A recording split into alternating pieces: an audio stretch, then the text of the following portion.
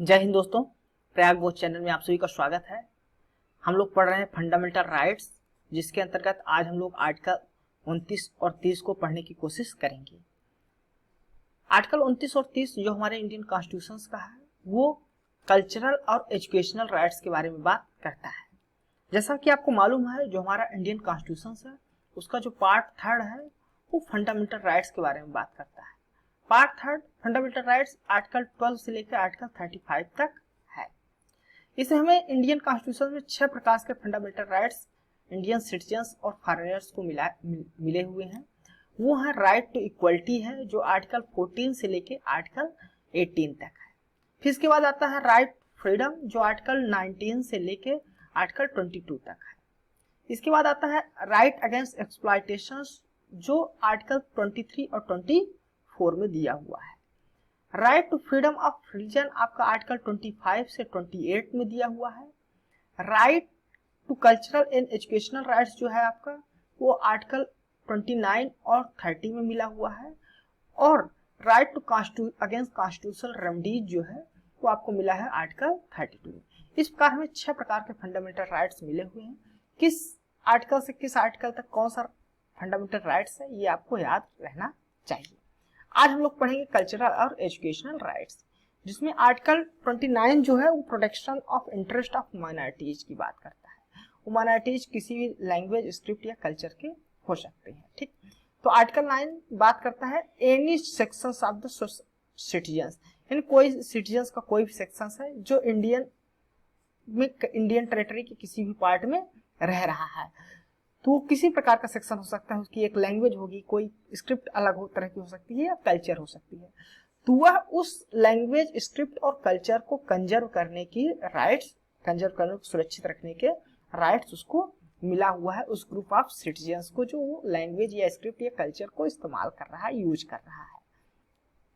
इसके साथ साथ आर्टिकल 29 में ये भी बात की गई है कि कोई भी सिटीजन्स है यदि वह किसी भी एजुकेशनल इंस्टीट्यूशन में एडमिशन से डिनाइड नहीं किया जाएगा यदि वह एजुकेशनल इंस्टीट्यूशन मेंटेन किया जा रहा है स्टेट्स के द्वारा, या कोई रिसीव कर रहा है स्टेट के फंड से, तो इसे किसी भी आधार पे किसी एजुकेशनल इंस्टीट्यूशन में एडमिशन से डिनाइड नहीं किया जाएगा यदि वह किसी एक विशेष रिलीजन, रेस, कास्ट या लैंग्वेज का है। इस आधार पे डिस्क्रिमिनेशन नहीं किया जाएगा।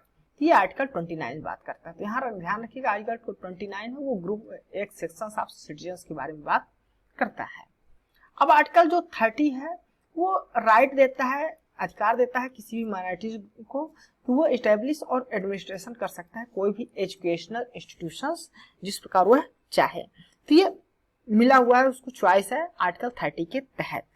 और यदि वह जो एजुकेशनल इंस्टीट्यूशंस है वो स्टेट्स के द्वारा कोई एड प्राप्त कर रहा है, कोई सहायता प्राप्त कर रहा है, तो एड प्राप्त करने में उसे जो है तो सहायता प्राप्त करने में किसी भी प्रकार का जो है तो डिस्क्रिमिनेशन नहीं किया जा सकता उस एजुकेशनल इंस्टीट्यूशंस को जो माइनॉरिटीज के द्वारा मैनेज या एडमिनिस्ट्रेशन किया जा रहा है जिसका।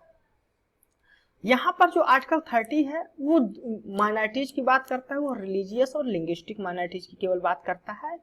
और इसमें जो आर्टिकल 29 में जैसे बात की गई थी कि एनी सेक्शंस ऑफ सिटीजन्स, तो उसकी बात ये आर्टिकल 30 नहीं करता। ये केवल माइनॉरिटीज की बात करता है जो रिलीजियस और लिंग्विस्टिक आधार पे है। ध्यान रखने वाली बात ये है कि जो माइनॉरिटी वर्ड है वो इंडियन कॉन्स्टिट्यूशन में कहीं भी डिफाइन नहीं है। यदि एग्जाम में कहीं भी पूछा जाता है क्या इंडियन माइनॉरिटी वर्ड्स जो है तो इंडियन कॉन्स्टिट्यूशन में डिफाइन है या नहीं, तो आपको ध्यान रखना चाहिए कि माइनॉरिटी वर्ड इंडियन कॉन्स्टिट्यूशन में नहीं डिफाइंड है। इस प्रकार कोई भी स्टेटमेंट या ऑब्जेक्टिव क्वेश्चंस पूछा जाए तो आपको याद रहना चाहिए। कोई भी माइनॉरिटी व्यक्ति है तो उसे अधिकार है, ये राइट्स मिला हुआ है कि अपने चिल्ड्रन जो है उसको अपनी ओन लैंग्वेज, जो उसकी अपनी भाषा है, मातृभाषा है, उस आधार पे उसे जो है तो उस पर जो है तो एजुकेशन देने का उसे राइट्स मिला हुआ है। इसके अलावा जो आर्टिकल 30 है वो 3 प्रकार के माइनॉरिटी एजुकेशनल इंस्टीट्यूशंस की बात करता है। वो 3 तरह के हैं। पहला है ऐसा इंस्टीट्यूशंस जिसको स्टेट ने रिकॉग्नाइज किया हो, साथ साथ उसे एड भी दे रहा हो, सहायता भी दे रहा हो, स्टेट्स फंड से सहायता प्राप्त कर रहा है, इस प्रकार का एजुकेशनल इंस्टीट्यूशन।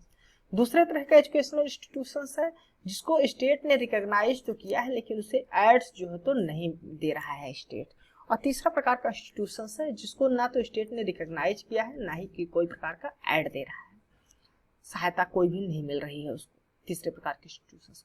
तो पहला और दूसरे प्रकार का जो इंस्टीट्यूशंस है जिसको स्टेट्स किसी ने इसी प्रकार से चाहे मेंटेन हो या उसको फंड्स देने की बात हो, यदि उसको कर रहा है, तो ऐसे एजुकेशनल इंस्टीट्यूशन में स्टेट जो है तो अपना उसको रेगुलेट कर सकता है। वहाँ का सिलेबस को क्या होना चाहिए, वहाँ का एकेडमिक स्टैंडर्ड्स कैसा होना चाहिए, वहाँ किस प्रकार का डिसिप्लिन होना चाहिए, सैनिटेशन की व्यवस्था होना चाहिए, एम्प्लॉयमेंट कैसा होना चाहिए टीचिंग या नॉन टीचिंग स्टाफ्स का। तो ये जो है तो मैनेज करने का काम करेगा या जो है तो रेगुलेट करने का काम कर सकता है स्टेट्स। लेकिन तीसरे प्रकार का जो इंस्टीट्यूशंस है जहाँ ना तो स्टेट्स न इंस्टीट्यूशन को रिकॉग्नाइज कर रहा है, ना कोई प्रकार का ऐड दे रहा है, तो ऐसे माइनॉरिटीज इंस्टीट्यूशंस फ्री हैं, उनके राइट्स मिला हुआ है, वो अपना जिस प्रकार चाहे उस प्रकार एम्प्लॉयमेंट के लिए वहाँ एकेडमिक जिस प्रकार चलाना चाहे, यानी जो सिलेबस पढ़ाना चाहे उनको स्वतंत्रता मिली हुई राइट है। लेकिन जो ये इंस्टीट्यूशंस होंगे, तीसरे टाइप के जो इंस्टीट्यूशंस हैं, इनको कुछ जनरल लॉज फॉलो करने होंगे कंट्री के, जैसे कॉन्ट्रैक्ट लॉ, लेबर लॉ हो गया, इंडस्ट्रियल लॉ हो गया, टैक्स लॉ, इकोनॉमिक रेगुलेशन संबंधित जो लॉ होते हैं, इस प्रकार के जो लॉ होते हैं, नियम कानून है, उनको ये इंस्टीट्यूशंस को फॉलो करने होंगे। तो ये हमारा आर्टिकल 29 और 30 जो कल्चरल और एजुकेशनल राइट्स के बारे में बात करता है माइनॉरिटीज की। यदि आपको हमारा वीडियो अच्छा लगा है तो आप हमारे इस वीडियो को लाइक और हमारे इस चैनल को सब्सक्राइब जरूर कर दीजिएगा। धन्यवाद।